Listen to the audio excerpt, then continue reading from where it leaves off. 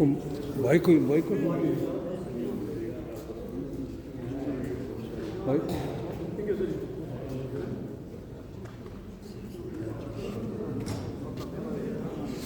여기 그 USB 갖고 왔는데 PPT로 벌써 잠깐만요. 그 저기 그 USB 가져왔던데 PPT로 아직 입력을 안 했는 모양이고. 어떻게 그거 나도 모르죠. 여기 어디 안 눌러서 잠깐만 기다리세요. 제가 문제 얘기하시면 안 될 텐데. 안승준 선생님 가버렸어요?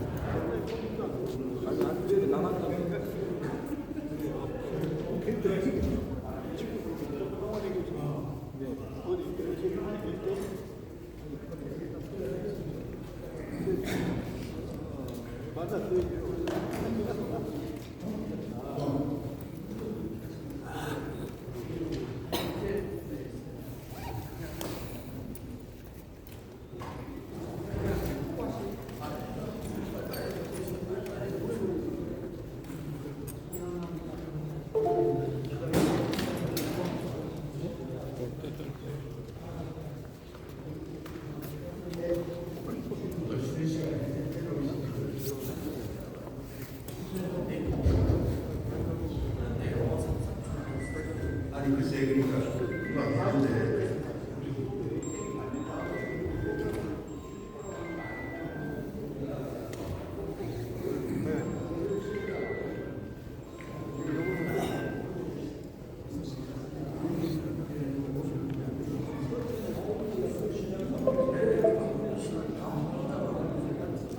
자 그러면 제1문제 발표에 들어가겠습니다. 지금 뭐 제1주제 발제 들어오는 여러분들 논문집에 다 이렇게 수록이 되어 있기 때문에 좀 이렇게 점검을 해주시면 좋겠습니다. 그러면 21페이지에 의상수 진실화해위원회 위원 이게 장관급이죠. 전 성공회대 교수를 하시고 민족 관계에서 삼통시대를 위한 재원, 제주 4.3 운동을 개방하고 이 제주 4.3 문제를 지금도 이 뉴라이트 역사 문제로 해서 이게 저 문제도 무현 정부 때 그래도 그 대통령이 현지에 가서 여러 가지 지점사도 하고 했습니다만 이게 지금 다 도로국이 되어 있습니다. 뉴라이트가 설치된 바람에 이들이 4.32 서북청년단이 진압한 것을 두고 지금 이 식으로 가면 그들이 다 이렇게 죄인이 되는 죄인. 그런 입장인데 그들이 건국을 하는 데 있어서 역할이 이게 지금 없어지기 때문에 그래서 안 된다. 그래서 이 뉴라이트가 지금 등장한 겁니다. 그런 측면에서 왜 우리가 장양민 한살 또 여수발 한살 이거는 지금 조용하거든.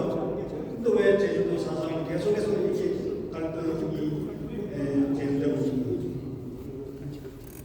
이게 지금 제가 여기 좀 기대합니다만 이게 지금 USB 조작하는 시간이 있는 것 같은데 제주 4.3은 이 동네 사람들 간의 이 갈등입니다.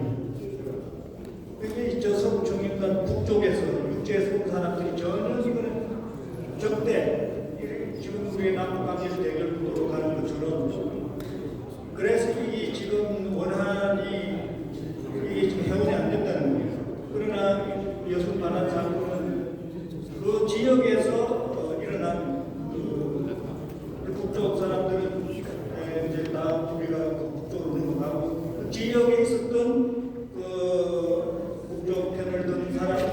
지역 사람, 지역. 그러니까 저 소장을 했던 소장이 그 사람들이 이제 이분에 앞서 가지고 일을 했는데 이거는 그거 넘어갈 수 없지. 그래서 이제 지방에서 그 지주들이 피해를 입은 거기 다 욕설을 하고 파악되고 욕설은 다 일단 살고 이래서 이게 자연스럽게 그게 정리가 됐다. 그 제주도는 그렇지 않아요. 그런 측면에서 이 4.3 문제가 해결이 되면 나는 민족 문제, 남북 문제가 하나의 삼통실련이 정화적으로 공적으로 나아가는데 하나의 어떤 길잡이가 되는 거 아닌가 이런 생각이 들어서 허상수님이 이 분야의 전문가, 제도 출신이기도 하고 그래서 이분을 모셨다고 하는 말씀을 드리겠습니다. 자, 이런 면에서 우리 이제 임채환 교수님이 전남대학의 진영의 교수로 계시는데 동부가 있는데 사장까지도 하시면서 거기 부분에 상당한 그것도 조례가 있습니다. 그래서 지금 보충 이렇게 토론 질문해 주시겠습니다만 자, 그럼 자, 시작을 하도록 하겠습니다. 네. 방금 소개하는 허상수입니다.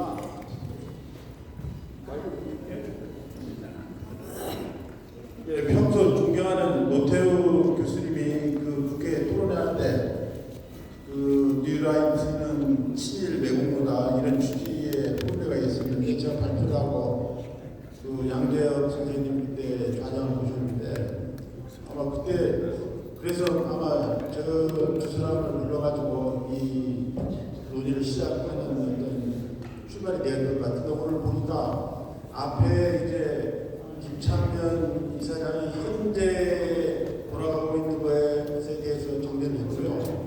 그다음에 어떤 개념 철학에 대해서 그 양재혁 선생님이 얘기를 하고 저는 구체적으로 이 통신을 하려면 어떻게 하느냐에 관한 그 어떤 구체적인 정책 제안을 하는 어떤 사례로서 제주 그 사상운동을 그 어떻게 풀어나가느냐고 경험을 투구해서 저를 이제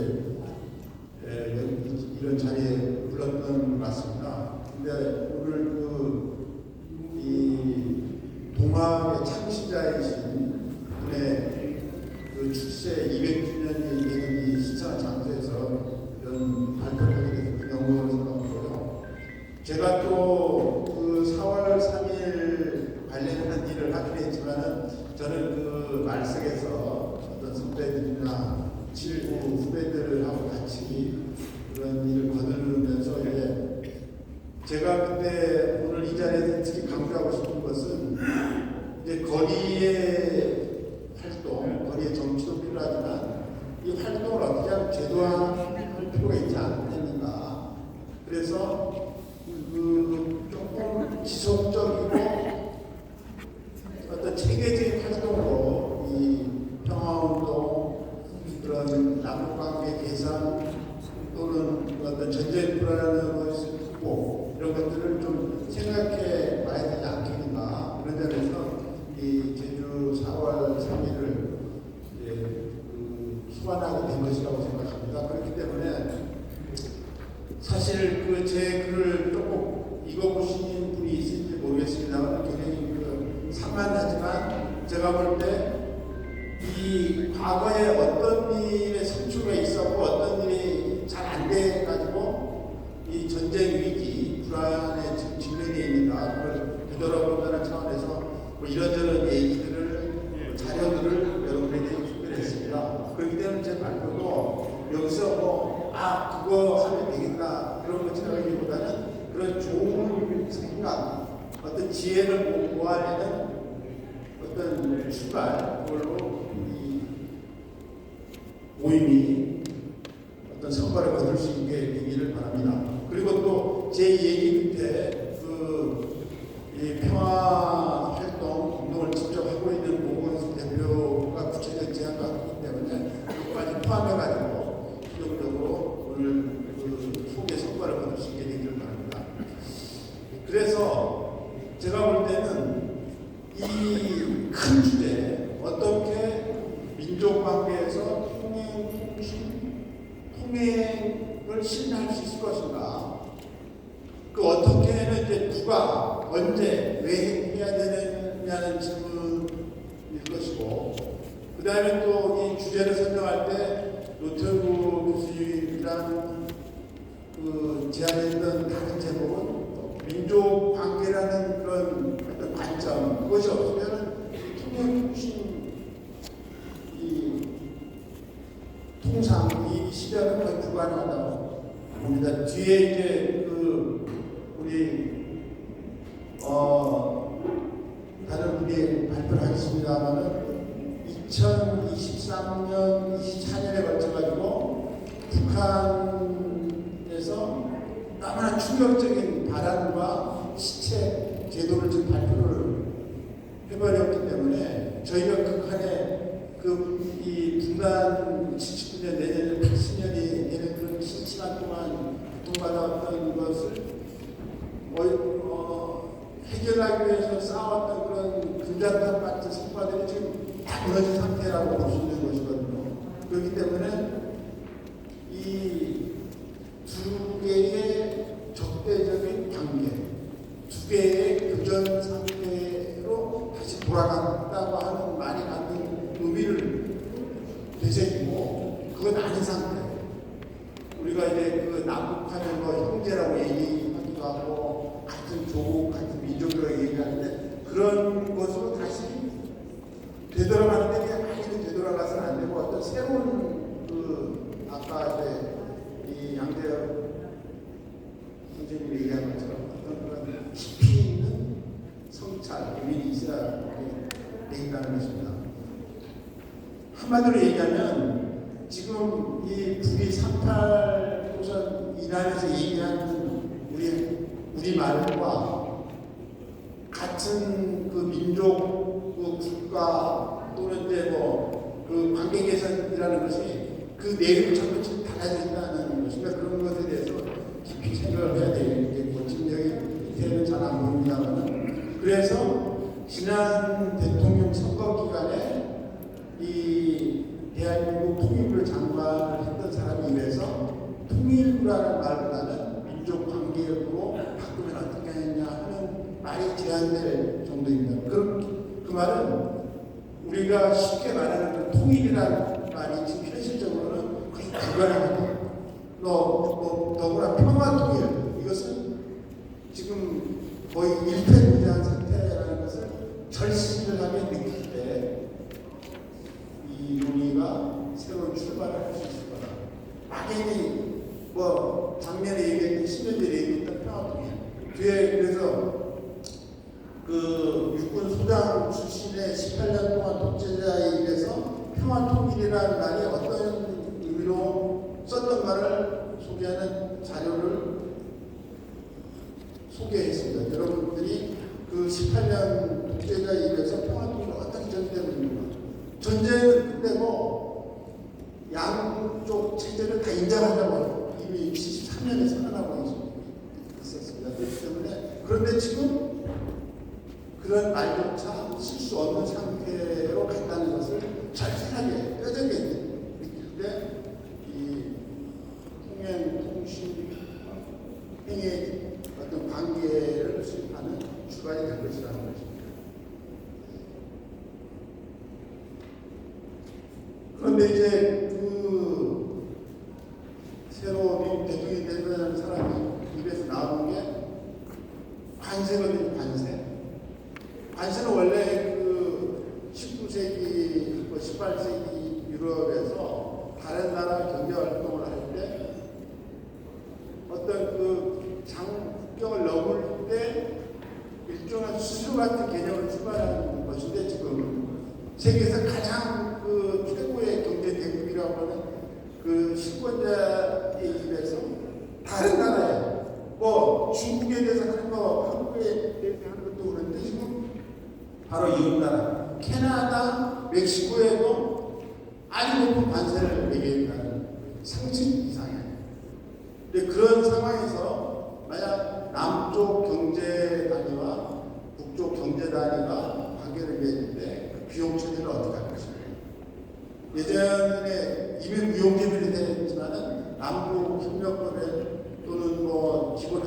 특수한 관계라고 설정을 했는데 지금 그런 것이 참 백지화됐다는 것을 자신하게 느낄 때 이 논의가 의미가 있을 것이라 생각합니다. 그렇기 때문에 뭐 자유왕래, 뭐 팩스, 지금 중국 국경에 가서 우선은 북한에 있는 분들 통신도 된다고 하거든요. 근데 그런 것이 참 지금 그런가 하면은 북한 최근 형법 그런 새로운 법들을 많이 만들었는데 그거에 따르면은 뭐 무기 노동 교화형에 처할 뿐만 아니라 극형을 처한다고 그런 규정들을 계속 만들어내고 있습니다. 그렇기 때문에 우리가 지금 통신 통발을 문제할 때 짚고 나갈 것이 무시무시하게 만드는 것을 알아야 된다고 생각합니다. 그 다음에 그렇게 하는데 가장 큰 절벽이 바로 미 한쪽입니다. 아까 이제 노정선 교수님께서 많은 말씀을 했는데 거기에 따르면 느끼는 것은 미국은 단순히 배척하고 반대하고 거리를 두고 다니지만 미국에 있는 양심 세력, 평화운동, 우리의 것들과 함께 할 것을 고민하라고 저는 들었습니다. 그렇기 때문에 그 얘기는 뭐냐? 미국은 우리가 보통 요새 신문에 회자되고 있습니다. 그런 음모가들, 군사독학제, 뭐 딥스테이트 그런 자들이 지배하는 사회이기도 하고 굉장히 다양한 우리의 것들이 있다는 것입니다. 그 것들과 함께 할 수 있는 일이 무엇인가 그걸 고민해야 되기 때문에 미국에 대해서도 많이 알아야 되는데 대한민국의 미국 전문가가 저는 그렇게 많지 않다고 생각합니다. 제가 이제 4월 3일 문제를 듣고 미국 책임을 묻기 위해서 이 의회를 방문할 때 예를 들면 이제 그 미 의회가 뭐 하원 상원으로 돼 있다는 것도 잘 모르고 갔을 정도니까요. 가서 하원 의회 사무실에 참모 비서진하고 상원 이게 너무 다른 상원이 어떤 갖고 있는 힘이 얼마나 크다는 상원 한 명 얼굴도 쳐다보지 못하고 와서 말씀했으니까요. 4년 동안 해서 하원 한 명 만나가지고 우리 조사보고서 전해주고 한번 만나자 이런 정도의 벽이거든요. 그런데 이제 코로나 때문에 그 내년 못하고 있습니다만 언젠가는 그 벽을 넘을 수 있을 것이라고 생각합니다. 그리고 또 최근에 여러 보고서나 주장에 따른 미국은 그렇게 강력한 패권의 나라이기도 하지만은 부채가 많은 나라이고 재정적자에 시달리고 있을 뿐만 아니라 그 예전처럼 어떤 그 대외정치의 영향력도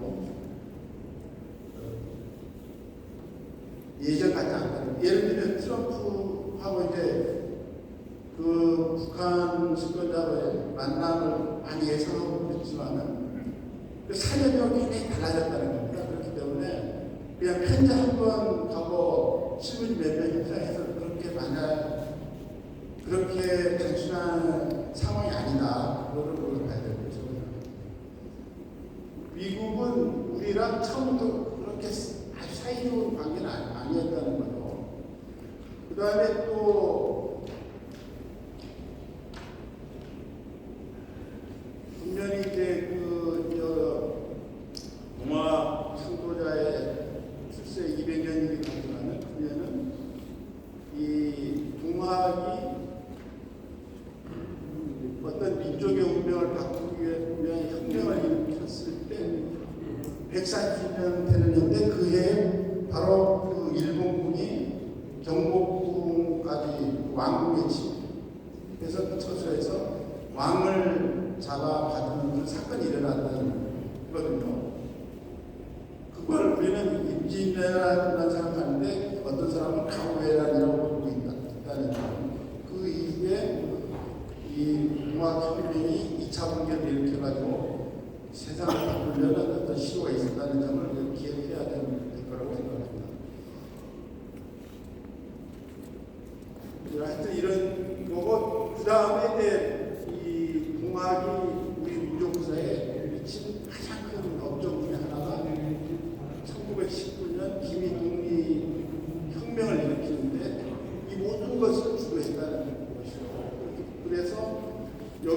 이 부산유치원위원회에서 발표한 것에 따르면 이 남쪽에서도 많은 사람들이 있지만 북쪽 지역에서도 대부분 이 기독교 또는 당시 천도교 이분들이 이 활동을 이제 주도했음을 알 수 있습니다.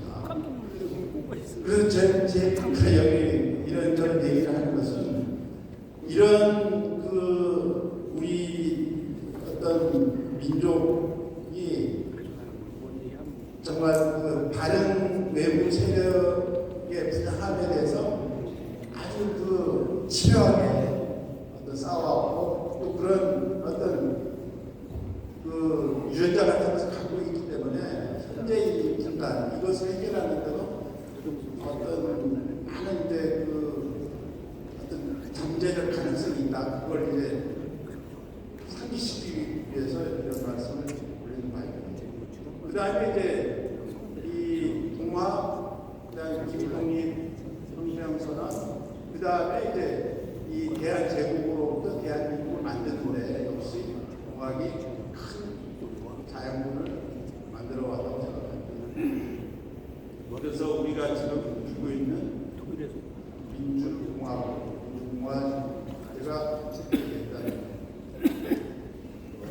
그 다음에 그걸 지키기 위해서 아주 그 중국 대륙을 몇십 년에 걸쳐서 그 어떤 순환과 어려움을 이겨냈다는 것입니다. 그렇기 때문에 지금 이 얘기를 또 하면서 제가 글에 썼습니다만 일제 강점은 36년, 40년 그런데 지금 거기다 더 큰 시간을 했다는 게 우뚝을 껴고 있다. 그런 것이죠. 그리고 그 분단이라는 것은 원래 이 한반도가 아니라 일본이 했다는 것. 그리고 한반도도 그 연락국이 여러 뭐 예를 들어 여기 보는 것처럼 이렇게 1943년쯤에 또는 물론 이제 그 계획이었습니다만 45년까지 유효한 것이거든요. 그러다가 하루쯤에 분단이 됐는데 이 분단은 그 우리는 그냥 뭐 편의상 산발도선이라고 하지만 사실은 우리 어떤 민족의 운명을 그 산산이 그 찢어 발기는 것과 같은 그런 고통을 지금까지 안겨주고 있고 그것이 굉장히 것까지 비하했다는 것입니다. 그렇기 때문에 그것은 그런 미소 강대국의 문제뿐만 아니라 우리 내부의 분열도 일정하게 작용했음을 좀 직시해야 되기 때문에 그것을 넘어서기 위해서 역시 우리 민족 안에 우리 안에 어떤 그런 정신적 장벽 이런 것도 넘어서야 되겠다는 것이죠. 그 한마디로 못했다면 북한을 떠나온 우리 동포들에 대해서 이 남한 동포들이 갖는 그 시선이 그 우리이 통일된 이후에 구동독 출신들과 구서독 사람들이 갖는 것만큼이나 아직도 그 벽이 있다는 것을 말씀드리고 싶습니다. 동독 사람들은 그 통일된 거에 대해서 나름대로 이제 그 어떤 가치를 인정하는 그것을 향유하는 것처럼 그런 태도를 보이는 것에 비해서 서독 출신들은 그렇지 않다는 거예요. 마찬가지로 그 북한을 떠나온 우리 분들이 어떤 경제적이거나 또는 이세에 대한 그 어떤 발전 가능성에 대한 태도를 이제 서울대에 조사를 하는 것에 따르면은 이 북한을 떠난 사람들은 이 어쨌든 현재의 경제 제도나 자녀의 어떤 성장 가능성에 대해서 기대가 높은 데 비해서 이 남한 출신들은 남한 주민들은 그렇지 않다는 거죠. 이 얘기는 뭐냐면 이 자본주의에 대한 문제 때문에 한국에 왔다가 다시 이 한국을 떠나는 국만 있다는 것은 물론 있다고 생각합니다만 어쨌든 간에 앞으로 그 설사 어느 시기에 북처럼 시장처럼 통일이 온다고 했는데 북한 주민들은 과연 100%, 120% 포용할 수 있을 것인가. 그렇기 때문에 저는 이 통신 자유와 그런 남북 관계를 어떤 새롭게 발전시키고 또 그것을 만들어가는 과정에서 굉장히 중요한 그런 과정이 될 것이라 그러고 싶습니다. 이게 이제 그 1948년 분기가 일어나가지고 이승만과 미군정이 그 남긴 그 어떤 살육의 그 피해를 이제 색깔로 표시하는 것인데요. 제주시에 가면 노역궁이라는 데 보면 여기 한 마을에서만 537명이 피해를 입은 것이죠. 그 다음에 이제 제일 부담 많은 데가 이제 그 수리상춘의 부대라고 할 수 있는 북촌리. 그러니까 이것을 보여주는 것은 말하자면 이제 지금도 그런 사람들이 있습니다만 사장하면 뭐 발랄들이 폭동인이 하는 그런 무지막지한 낙인의 시대를 우리 그 시민들과 제주도민들과 그 피해 유족들이 노력을 통해서 특별법을 만들고 진상규명을 하고 그래서 뭐 2, 3년밖에 안 됐습니다만 뭐 많지는 않지만 대한민국 정부로부터 그 배상에 준하는 보상을 받고 있습니다. 그 첫 출발이 바로 그 저희가 이제 그 1988년에 처음으로 이제 사건 일어난 40년 만에 서울에서 토론회를 갖고 그다음에 한 10여 년 뒤에 1996년에 처음으로 제가 이 운동 정치에서 제도화가 필요하다. 말하자면 특별법을 만들어서 진상규명하고 어떤 회원 상생 또는 어떤 공존, 뭐 치유 이런 걸 모색해보자고 해서 법안을 한참 제안하고 불과 제가 특별법을 제안해서 정말 기적과 같이 3년 만에 1999년에 이제 특별법을 여야합의로 통과를 시켜서 지금과 같은 이제 우리나라 허가청산 이익이 정의의 하나의 어떤 큰 성과의 하나로 자기매김을 하게 되었는데요. 그 과정에서 제가 오늘 말씀드리고 싶은 것은 어떤 활동을 하는 데 있어서 그 앞서가는 사람의 역할, 그 다음에 그것을 이루기 위해서 사람과 돈과 어떤 그 아이디어, 그 3개 요소가 대단히 중요하고 그렇기 때문에 이 앞으로 이 남북관계 어떤 접촉 또는 교통, 통신 또는 그런 경제활동함에 있어서 그런 지도자 또는 그런 국민을 설득할 수 있는 정책 제안, 그 다음에 그걸 지속적으로 해낼 수 있는 그런 자금과 어떤 끈기, 노력, 함께하는 정신, 이런 것들이 어떤 중요함을 이 4월 3일 운동을 통해서 확인할 수 있을 것이라고 생각합니다. 이 4월 3일 사건이 갖는 의미는 또 그 당시에 1947년, 48년 이 남한의 어떤 정치세력으로 볼 때 이승만을 빼고는 전부 그 분단을 반대했다는 것인데 그 자료집에 소개를 했는데요. 그 얘기는 뭐냐면 이승만이 얼마나 그 나쁜 사람인가, 문제적 인물인가에 대한 이해가 필요하다는 것입니다. 지금도 대구에서는 이제 이승만 뭐 동상을 세운다고 그러고, 근데 그 뉴라이트라고 불리는 그 새로운 친일 반민족 세력들이 이승만 띄우기를 하고 있는데, 그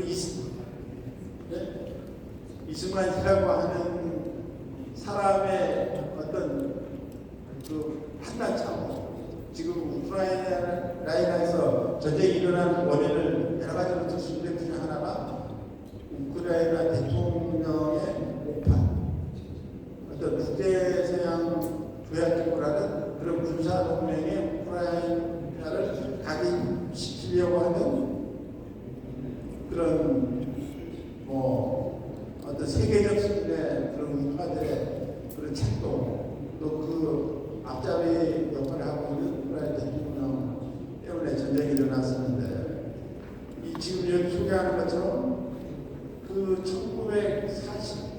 1946년서부터 뭐 반쪽이 되더라도,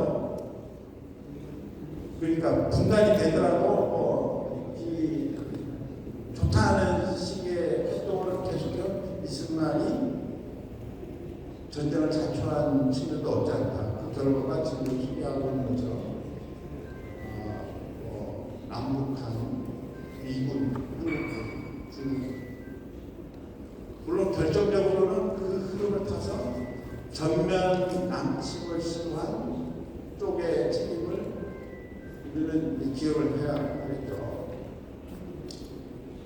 자, 그 이후에 지금 뭐 80년 가까운 세월 동안 우리는 냉전,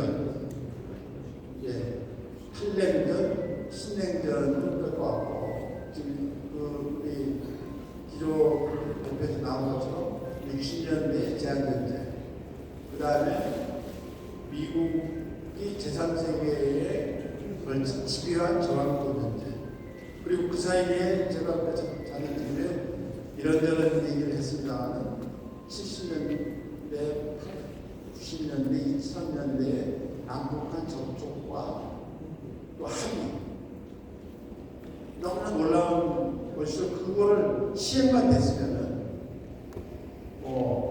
전쟁의 공포를 벗어날 수 있고, 우리 미래 세계에게 남북관계의 어떤 새로운 미래를 부정할 수 있었는데, 아까 이제 김찬희 대표는 2018년 합의에 하나도 하지 않았다고 했는데, 뭐 그렇게 볼 수도 있는데, 예를 들면 이제 그 화살머리 고지에 남북한 뭐 유혈 발굴이라든지 전혀 하지 않은 건 아니죠.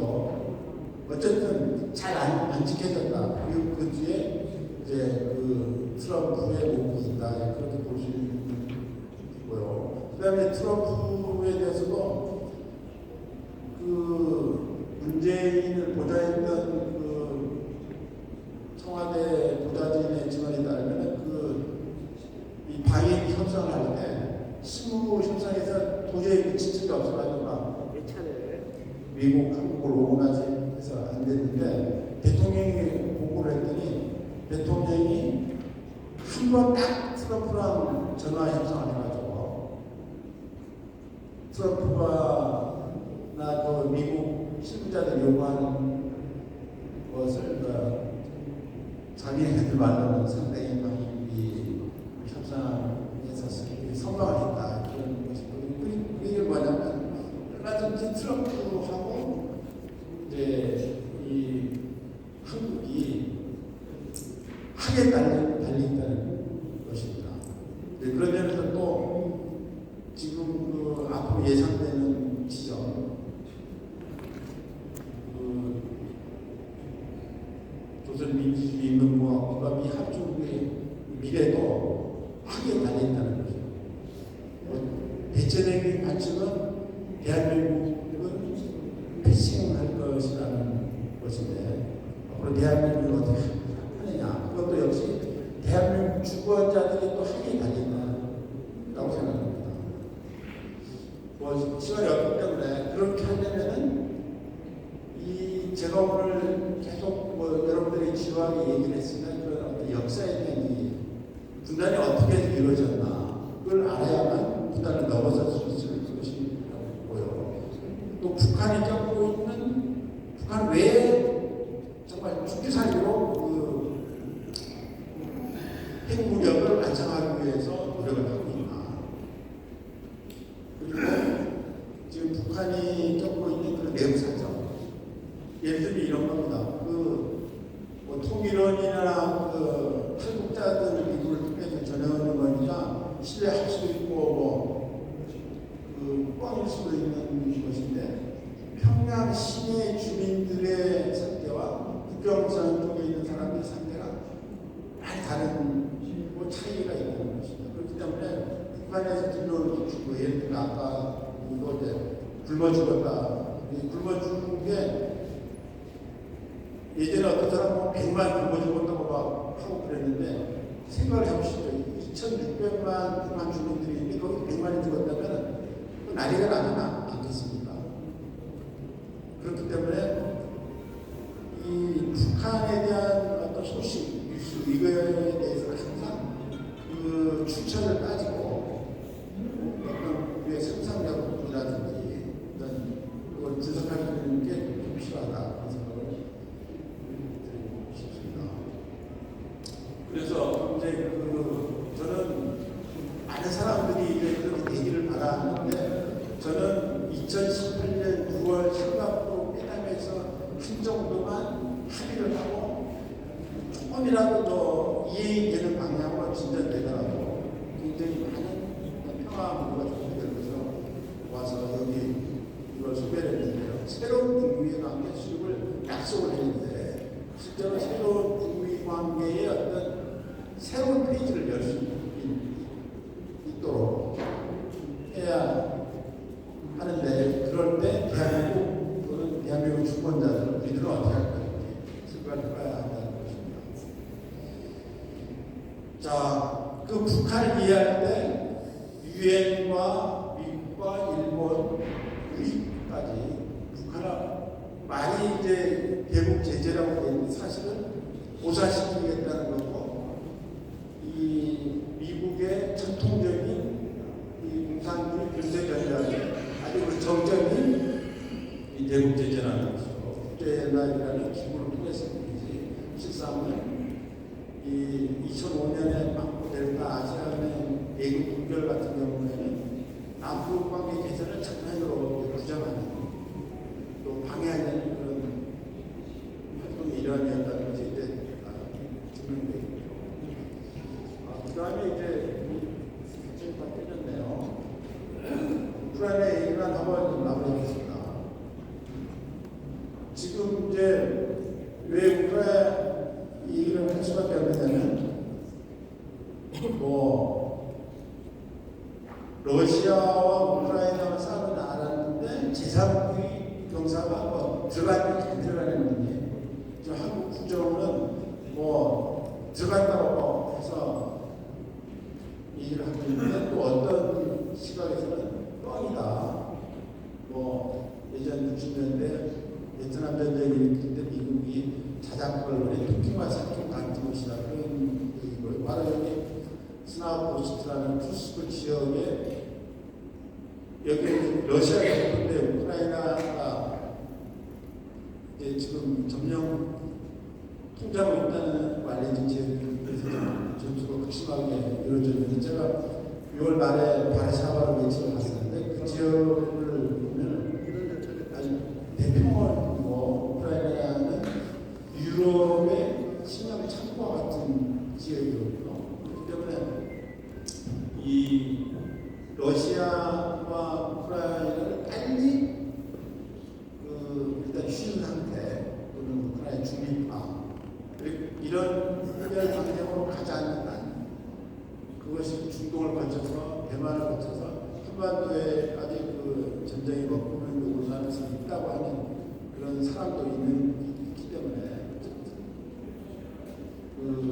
400여 일 만에 중동 일부 지역에 휴전이 일어나는 것처럼 트럼프 뜻대로 이 지역에 그냥 총선이 먹기를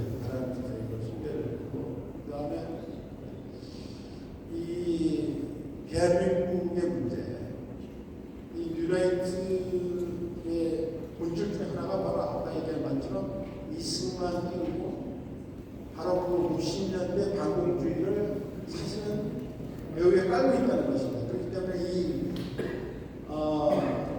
그리고 그 연장에 북한에 대한 어떤 새로운 어떤 무리수 그런 것이 예상되고 있기 때문에 이 농산에 투자하는 그 김태효의 어떤 머릿속을 우리가 좀 해봐야 볼 필요가 있고 이 김태효가 바라보는 반미주의에 관한 것을 자료에 보면 잠깐 소개를 했습니다. 여러분들이 이 넉빠진 국가 권력을 어떻게 이 주권자의 이름으로 규탄하고 속대발로 처리할 것인가 이런 거에 대해서 좀 더 깊은 고민을 해야 하지 않나 생각합니다.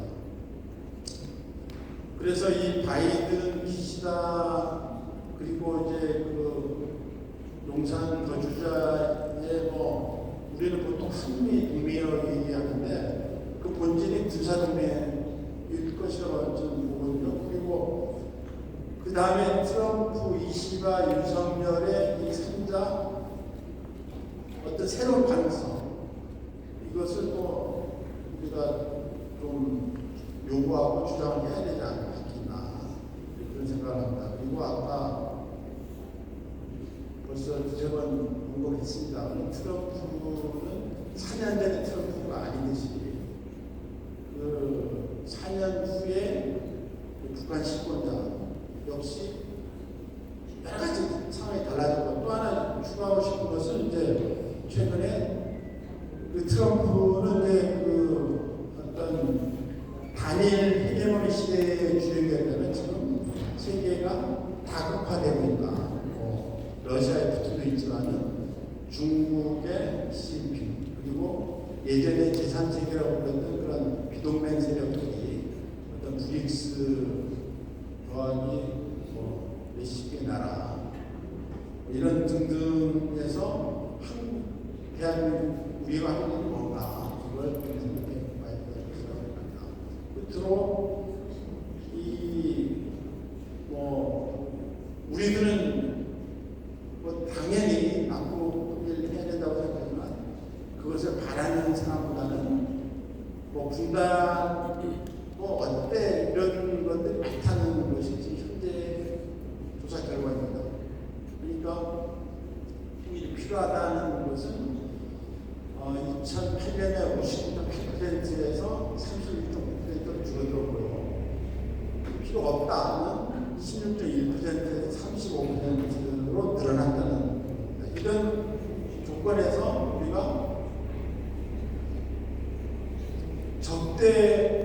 적대적이고 전쟁 상태를 선언한 세력, 나라, 체제와 어떻게 만나고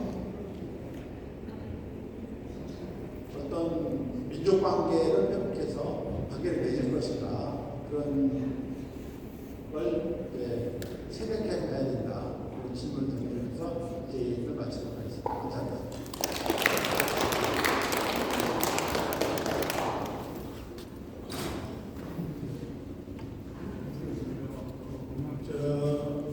시간이 많이 갔습니다. 우리 허상수 박사님을 모시게 된 아까 문제제기는 아까 설명을 드렸는데 거기에 대한 그러면 상속 실현을 위한 전략적인 구체적인 내용은 잘 지금 이렇게 명확하게 제시되지는 않았습니다만 그러나 전반적인 우리가 발표를 통해서 또 논문집에 잘 정리가 되어 있습니다. 그 내용을 보고 여러분들이 바꾼 전략론을 한번 공부하는 그런 얘기로 해서 대신하는 걸로 하고요. 그리고 지금 이제 토론회 임장 교수님이 하시겠습니다만 미리 광고를 드리면 여기 계신 분들은 한 분도 빠지지 마시고 또 세미나가 끝나면은 우리가 대천마을에 식사를 하려고 하니까 식사 대접을 우리 여기 지금 화합을 보내준 조규면 의열단장 및 한국독립당 이 당수가 지금 나와 계십니다. 조규면 우리가 단장님이 나와 계세요?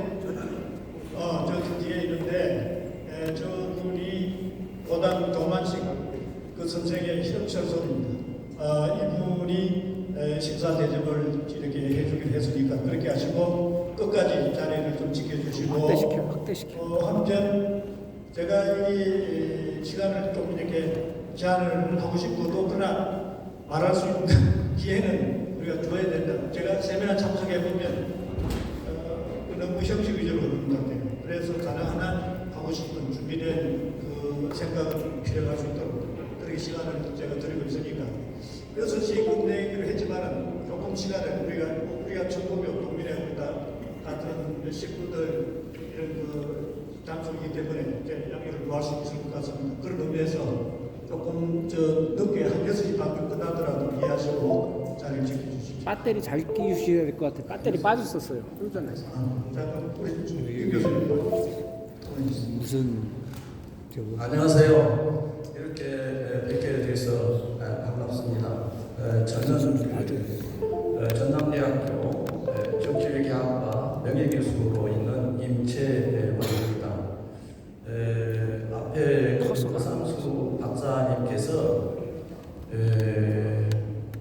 3.1운동부터 시작을 해가지고 4.3을 통해서 그리고 현재까지 이렇게 역사적으로 잘 정리를 해줬는데 제가 거기에 대해서 일일이 이야기하는 것은 다 논평을 하기가 어려워서 원래 4.3에서 30페이지에 31페이지 지금 자료집에 이야기를 할까 하다가 그래서 끝까지 하게 되면은 내가 그 20분 동안에 이야기를 다 할 수가 없을 것 같아서 53페이지에서 56페이지까지 있는 삼통 실현 방안에 대해서 5가지로 이 허삼수 박사님께서 제시하는데 거기에 대해서 삼통을 어떻게 실현할 것이냐 하는 문제에 대해서 제가 고민을 한 사항을 제시를 했습니다.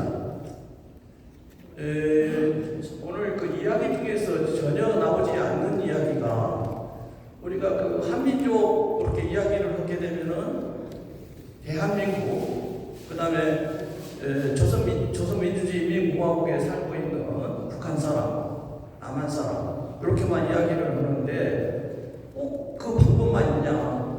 이 두 집단은 엄청나게 이 대결을 하고 있기 때문에 그럼 이대로 보면 계속 냉전 구조에서 우리가 살아야 되냐?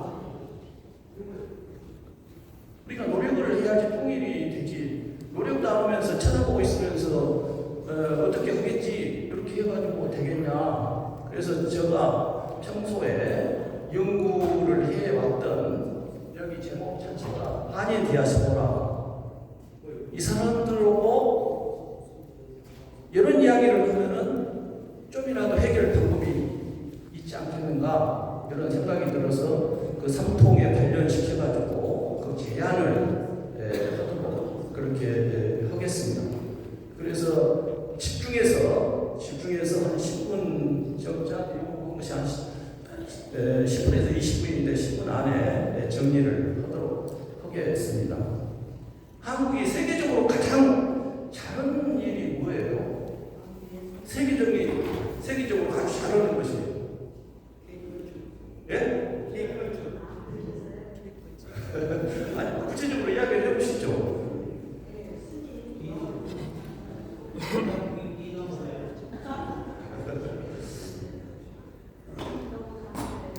한국이 세계에서 두 번째로 잘하고 있는 거. 한국만이요. 한국에서 두 번째로 잘하고 있는 것은 외국에다가 선교사, 그 다음에 자원봉사자 보내는 숫자가 세계에서 미국 다음으로 잘하고 있어요. 그러니까 한국에 아프리카, 남미, 또 중앙아시아 거기에 가면은 선교사들이 엄청나게 많이 있는데 그 선교사를 한국을 이길 만한 사람들이 별로 없어요. 그 첫 번째로 그렇게 한국 사람들이 외국에 많이 나가 있어요. 그러면서 북한은 나가 있지 않죠. 공식적으로. 그 다음에 한국이 세계적으로 잘하고 있는 부분이 어떤 부분이에요?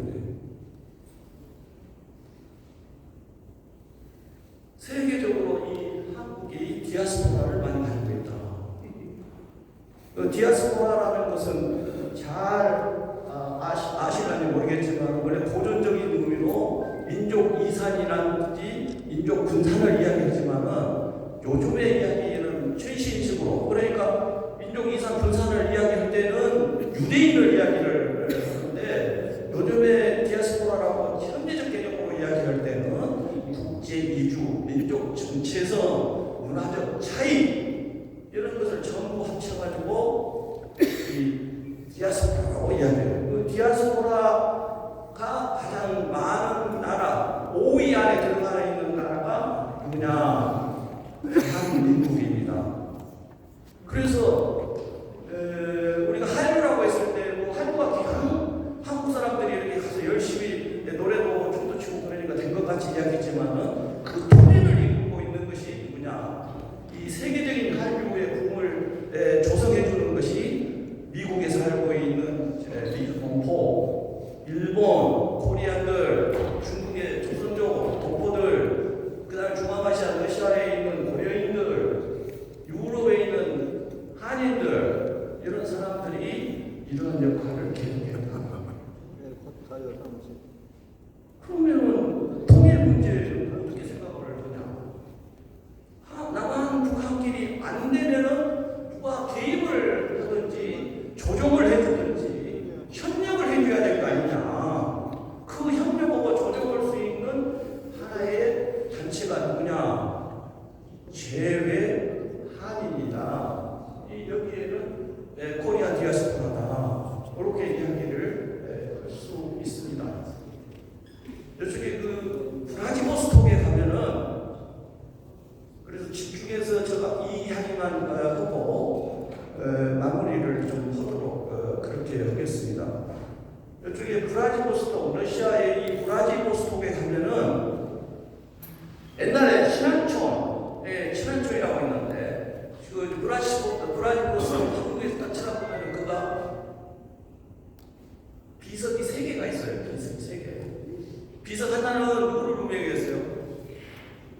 남한을 이야기하는 것이고, 또 하나 비석은 북한을 이야기하고, 또 비석 하나는 무엇을 의미하고 있어요? 제외 공포를. 근데 그 비석 3개에다가 아무것도 안 써줬어요. 그냥 이렇게만 세워놨어요. 그럼 언제 쓰려고 하냐? 통일된다고 했어요. 역사를 지금 쓰면은 그 역사가 과제하잖아요.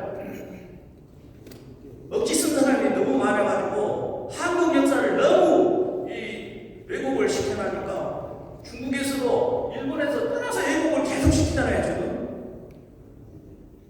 그 왜곡시키는 이 사람들은 대한민국 사람인가 이런 생각을 교훈적으로 더 보면서, 처음에는 좀 불평이 많았어요 저도. 그 세계를 세울 때 시켜야 될 거 아닙니까? 이렇게 주장을 했는데, 나중에 몇 번이고 그 길을 왔다 갔다 하면서 딱 봤더니 안 써난 것이 더 좋겠구나. 진실된 역사를 기록하겠구나, 그렇게 생각을 했습니다. 이 디아스포라 가지고 세계적으로 성공한 국가가 누굽니까?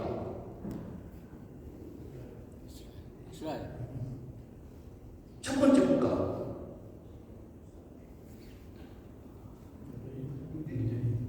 첫 번째가 중국입니다. 네. 중국이라는 나라 정확하게 이야기하면 20년, 30년 전에 역사 속에서 한국한테 앞으로 그랬던 나라고, 역사에서, 세계 역사에서 처음으로 한국 사람한테 절도 하고 웃으면서 같이 협력하면서 투자하라고 그렇게 하고 다닌 사람들이 30년 전에 중국의 모습이었어요. 근데 지금은 한국 사람들이 인사하러 가요. 너무 기분 나쁘게 30년으로 끝나서 기분이 나쁘죠. 중국 사람한테 큰 소리 치고 손가락 쥐고 이렇게 오라고 가라고 하는 데가 그 30년 전 이야기죠. 그때 중국이 지금처럼 이렇게 성장하고 그 원인이 바로 무엇이냐? 자기들의 개방 기업을 때 투자한 사람들이 있는데, 그 엄청난 돈을 투자한 사람들이 있는데 그 사람들이 화인 화교죠. 그래서 자기 투자 FDI라고 하는데 그걸 전문용어로 투자한 사람들의 80%가 바로 화인 화교예요. 그래서 유명한 재벌, 홍콩의 재벌들이 뭐라고 이야기하면 중국 이 천에 망하면 이 돈 다 뺏길 것인데 가서 투자하느냐 아니라 그래도 중국 땅에 돈이 있지 않겠냐. 그러면서 재벌들이 투자를 해줘서 지금은 50%. 그래서 중국은 잘 망하들 않아요. 왜냐하면 충성스러운 화인 화교가 있기 때문에 잘 망하지 않는다. 앞으로 그래서 그 1대1로의 전이돼가 뭐냐면은 화인 화교예요. 사실은. 그래서 그 문제를 한번 잘 생각을 해 보셔야 되고, 그 다음에 두 번째로 아주 성공한 나라는 누구냐? 이스라엘 인구 지금 1900만이지만 최근 한 3년, 4년 전까지만 해도 1600만 명이 안 됐어요.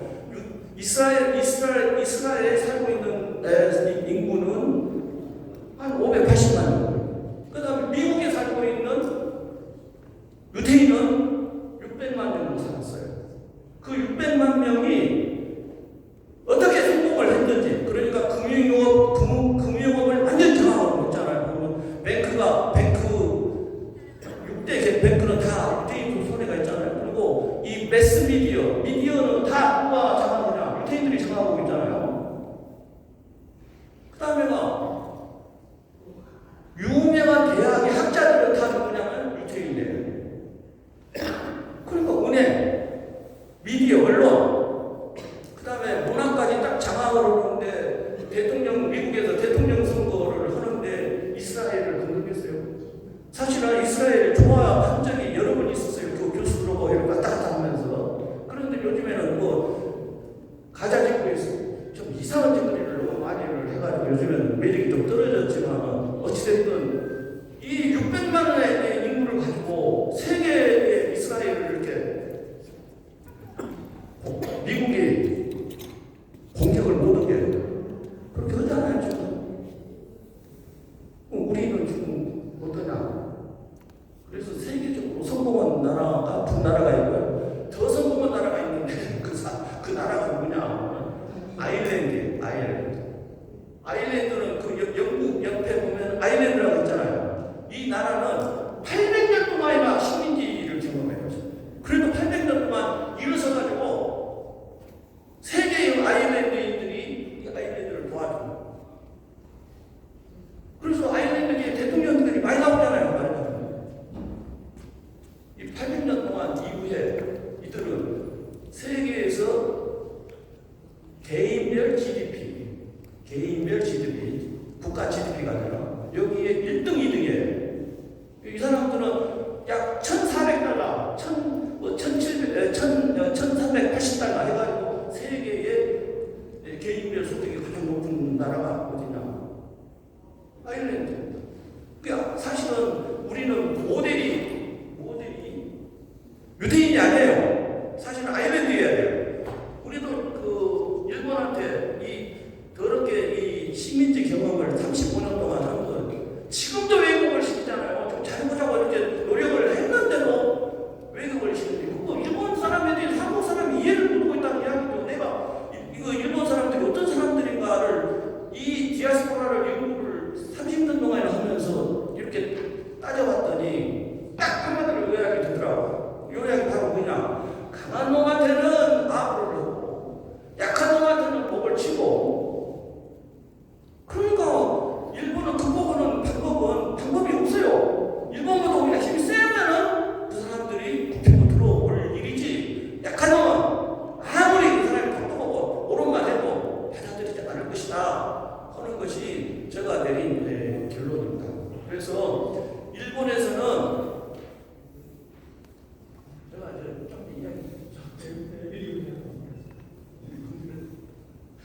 좀 일본에서 한국의 무국적자들이 사실은 지금 독립된 국가잖아요. 한국이 세계에는 좀 창피한 이야기지만은 지금 한국의 무국적자들이 이 한민족의 무국적자들이 너무 많아요.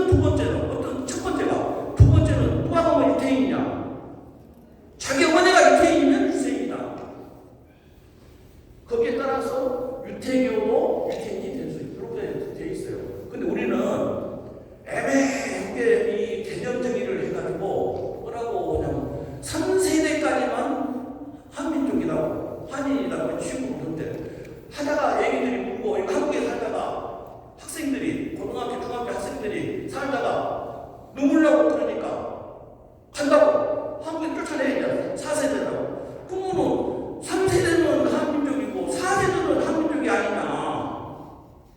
그 무슨 개딱지 같은 소리인 것이. 이 혈통으로 치면은 같은 한민족, 영원히 한민족이 한민족이냐. 그래서 이 사람들한테 국적도 안 돼요. 지금 한국에 살고 있는 동포들이 얼마냐면은 한 80만에서 한 90, 100만이 왔다 갔다 해요. 지금. 이 사람들 국적 없이 저기도 한국에서 국적 뭐 F5 있잖아요. 잘안 줘요 지금도. 아 그런데 한국 사람하고 일본 사람이니 뭐니 지금도 그 일본에 살고 있는 동포들은 일본 국적도 아니고 한국 국적도 아니고 조선 적적을 가지고 국적으로 살아가고 있는데 뭐라고 장관이라는 분이 공부도 안 해가지고 진짜 학교를 어떻게 이상한 학교 나오다가 좋은 학교로 나오다가 그런데 계속 일본 국적 아니냐고 우기고 장관이었는데 그러잖아요. 지금. 이 사람들 국적이에요. 지금 정치권 이야기 보면. 그래서 진짜 그 애국심이라는 것이 무엇인지 이런 문제에 대해서 깊이 생각을 해보게 만들고 이거에 대해서 우리는 성공할 수 있는 기반이 있는 것이죠. 그리고 기반이 뭐냐? 바로 삼성하고 옛날에 김대중 대통령 이 반도체를 성공을 시켜놨잖아요. 바로 그것이 일본을 지금 압박해서 일본을 누르는 도저히 일본이 한국 따라올 수 없는 그 영역을 개발을 해놨기 때문에 앞으로 지금 정권이 이걸 잘만 하게 되면은 일본은 한국 못 따라오게 돼 있잖아요. 구조적으로. 그래서 이 사람들을 가지고 빨리 좀 이제 서서 하도록 하겠습니다.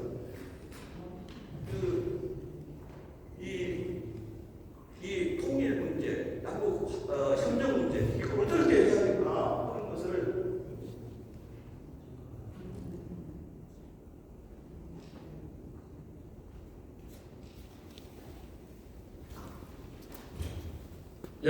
여기 한번 보시죠.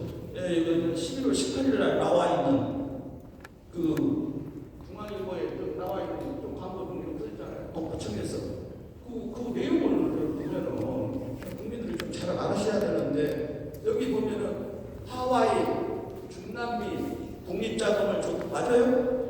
17달러 받아가니까 하와이에서 그 중에서 1달러, 2달러를 내가 독립운동한 사람 맞아요. 여기에 그 대표적인 사람이 이승만 들어가고 했던 사람이 이승만이 이거 걷어가지고 독립운동 보냈다 안 보냈다. 아무튼 이제 하와이에서 했던 그 이승만 행동을 보면은 진짜 재평가를 해야 되는 사람인데 어쨌든 그 다음에 파도 이거 맞는 말이잖아요. 파도 그 다음에가 제일 높고 제일 코리아 다이멘지 제일 높아 여기니까 지금 진짜로 독립운동 하면서 생명을 걸고 외교적으로 한 것이 독립운동입니까? 진짜 독립운동은 무장투쟁 아니겠어요? 전쟁을. 그 무장투쟁 중국에서 했던 무장투쟁, 연해주에서 했던 무장투쟁 이것이 바로 무엇이냐? 포츠담 선언에서 한국이 독립국가임을 국제적으로 인정하는 대목이잖아요. 말하자면. 근데 거기에서 했던 사람들은 왜 빼냐고 이것이. 이제 나중에 집어여가지고 이제 과거에 해결하면 모르겠지만 전문가가 봤을 때 왜 미국 쪽에 있는 일본 쪽에 있는 사람만 독립운동 보고 그 목숨을 걸고 했던 사람들은 왜 이렇게 역사 속에서 계속 저평가를 하냐 이거예요. 내가 친일파다 그러면 나는 왜 하나도 올려주겠어요. 올려줘야지. 친일파가 교육을 받을 거 아닙니까? 근데 이 방공으로 해가지고 계속 지금까지 이렇게 내리치기 하다 보니까 얼마나 그 독립운동 하면서 왜냐면 나는 20년, 30년 동안 그쪽에 조사를 했기 때문에 그 사람들은 어떻게 피부불하게 살고 있는지 너무 잘 알기 때문에 하는 말입니다. 독립운동 해놓고 이 친일가 아니라고 공산당이나 아니라고 그 당시에 공산당이 빨치산고 그 개념이 이랬어요 사실. 그러니까 진짜 국민들이 열심히 해야 된다는 생각이 들고 그 다음에 죄송합니다. 말이 그렇죠.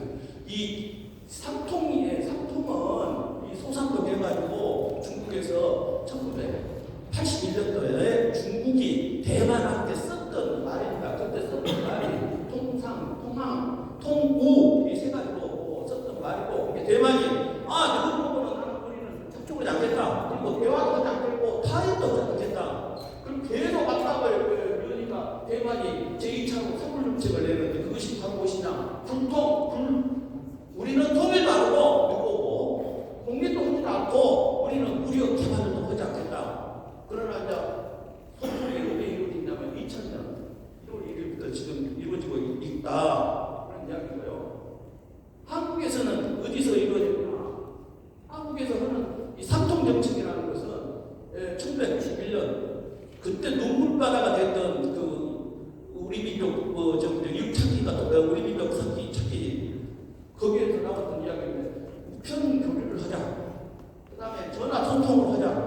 TV 시청을 하자. 이것이 한국에서 제시했던 삼통정책. 그리고 이 1907년에 삼통이 제안했던 것이 통신, 통행, 통관. 이것이 개성공단 이루어지면서 통관을 하나씩 되었죠. 그 다음에 2016년 2월 16일 날, 20일 날 바로 이 개성공단이 중지가 됩니다.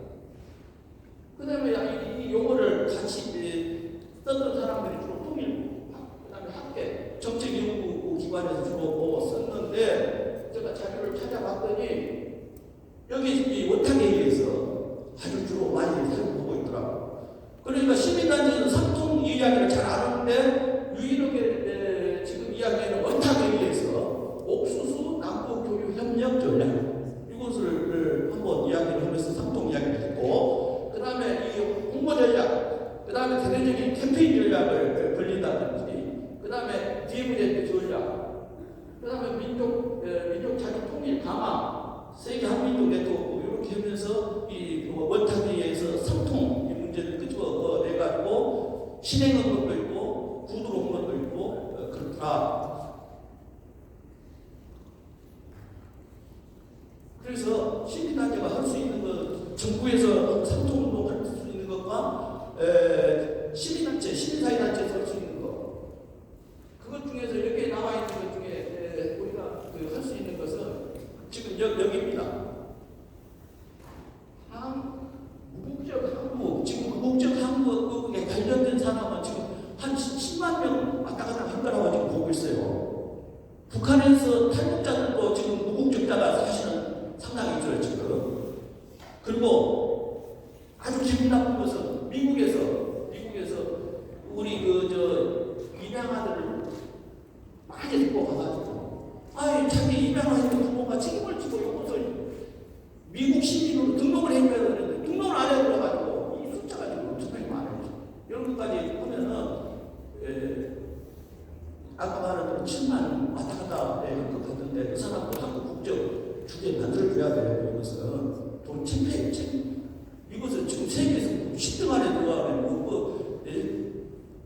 문화국권에 그래가면서 이런 짓거리를 하고 있으면 안 되죠. 그래서 이 무국적 한인들에 대한 모금운동을 통해서 이 사람들의 한 민족으로서 프라이드를 갖게 한다든지 지금 고려인들 보니까 이 차세대가 얼마냐면 40%가 넘어요. 근데 여기에 비해서 전혀 조사 인구가 안 돼 있어요. 지금 한 10년이 넘게끔. 그래서 이 지금 원탁에 의해서 여러 가지 네트워크도 많고 그러니까 이 이런 프로젝트를 10억짜리, 20억짜리를 해가지고 제대로 세계에 있는 이 차세대, 고려인이든 한인이든 앞으로 이들이 통일운동을 어떻게 할 것이냐 하는 문제를 관련시켜서 제대로 된 이 조사 연구를 한번 해야 될 필요가 있다.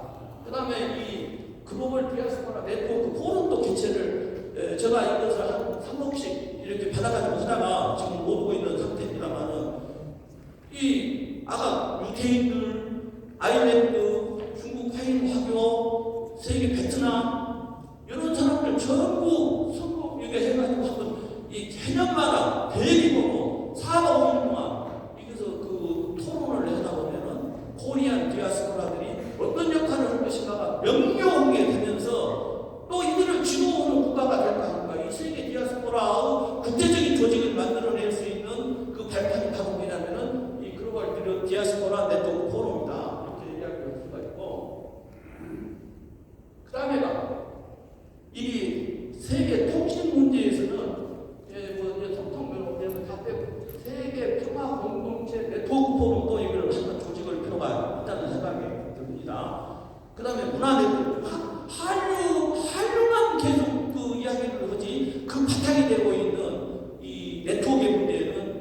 안 되고 있는데 그것이 하나 해야 되고, 그 다음에 미디어, 결국은 언론이 따라다니면서 홍보를 해줘야 되기 때문에 미디어 컨퍼런스를 세계적인 규모로, 이거는 적은 규모로 막 예를 들어 몇천만 원을 가지고 할 것이 안 되고, 이거는 최소한으로 10억 왔다 갔다 하는 프로젝트를 정부에다가 신청해가지고 이 프로젝트를 개최를 하게 되면은 원탁회의가 제대로 이렇게 홍보도 되고, 무슨 기여를 해야지 현실적으로. 그렇잖아요. 자, 추상적인 이야기만 계속 하다가 끝나면 자기 조그만 만족으로 이렇게 끝나면 쓰겠습니까? 뭐가 이루어져야만이 국민들을 설득을 시킬 수 있는 기반 조성이 안 되겠냐 그런 이야기고. 그 다음에가 가장 큰 문제가 지금 자르고 있는 통상 문제. 이 통상 문제 중에서도 지금 이것도 세계 한상대예요. 원래는. 근데 이 사건이 가장 이상해요.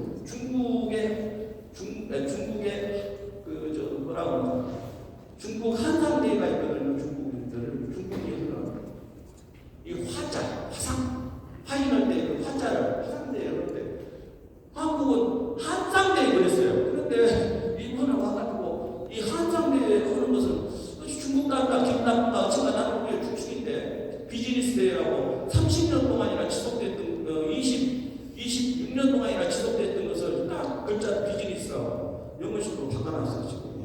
그러니까 원래 한산대. 이거는 아주 잘 되고 있어요. 그 다음에 세계 경제인대 이런 거고 지금 이야기하는 원탁회의하고 공동 개최를 하게 되면은 상당히 이 경제적인 문제, 문화적인 문제, 그 다음에가 미디어 이 세계가 따라다니면서 하기 때문에 상당히 효과를 많이 볼 수 있는 부분이다. 그래서 재배 독보의 역할은 이 통일 환경의 중성자, 그 다음에 평화 공존, 동북아의 평화 공존. 그리고 가장 기분 나쁜 것이 뭐인지 아십니까? 이번에 그 우크라이나하고 러시아하고 전쟁을 했어요. 러시아에서 온 동포들 거래인들 오고 우크라이나에서 온 거래인들 오고 둘이 만나면 우리 평화 이렇게 될 것 같아요. 이 사건이 거래인들끼리 충돌이 일어나더라고요. 자기는 한민족이라고 했는데 분명히 이렇게 못을 박아줘야 되는데 그것을 유권 해석을 해주는 사람이 있지 아니고 시민한테는 아니고, 그러다 보니까 자기들끼리 나는 러시아 편, 나는 우크라이나 편. 이거 무슨 짓거리입니까? 우리가 봤을 때. 우리가 그런 모양을 남북한 관계에서도 성립되면 안 되죠.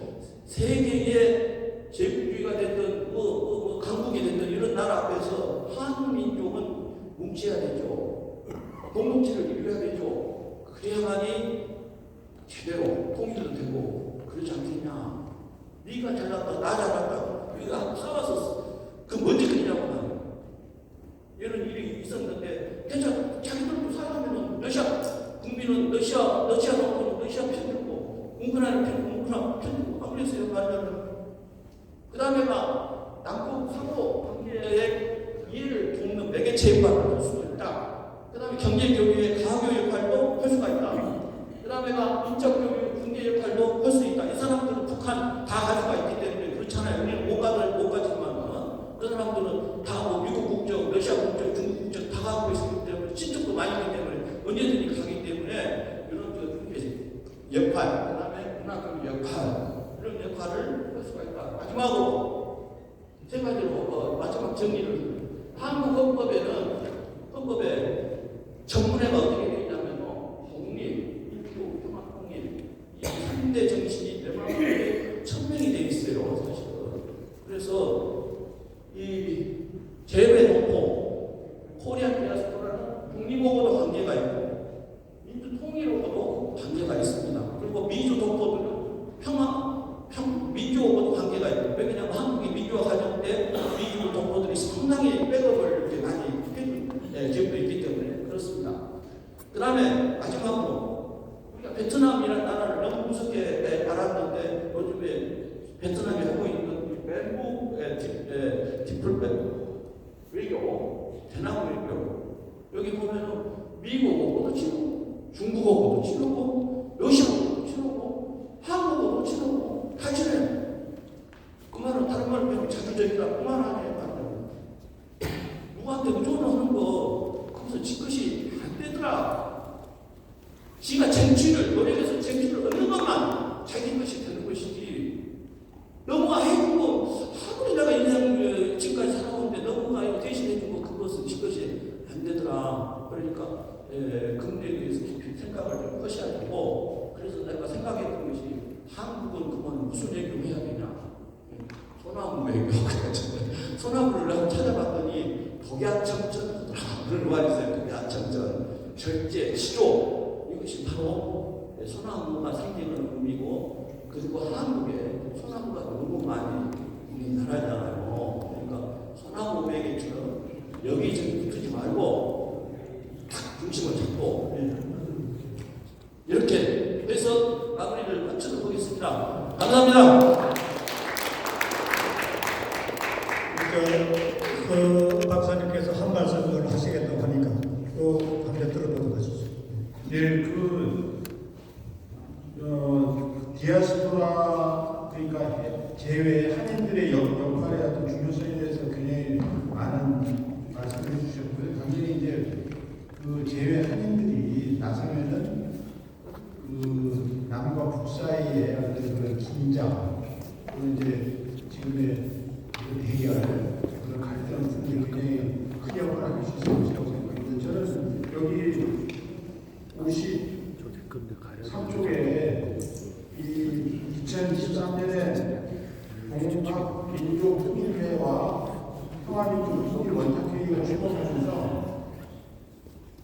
14개 위원회 250인이 넘는 사람들이 그 참여를 해가지고 출범을 했거든요. 그래서 이 14개 위원회가 지금 그 제한인들과 같이 완전히 새로운 그 시대의 주인으로서 그 뜻을 모으면은 뭐 얼마든지 그런 분단의 장벽, 그런 외세의 어떤 우리가 그 예전에 얘기할 때뭐 고래 싸움에 낀 새우처럼 우리 스스로를 피해야 했는데, 이제부터는 그런 대한민국 소나무 외교도 있지만 대한민국이 돌고래가 돼가지고 그 고래들 사이에서 어떤 주체적으로 자기 주장과 권익을 발전시킬 수 있는 그런 이 동학의 어떤 한 정신을 구현할 수 있을 것이라고 생각합니다. 여러분 함께 앞으로 나갈 것을 그 뜻을 모아주시면 고맙겠습니다. 감사합니다. 이 세션은 이걸로 마무리하겠습니다. 시간이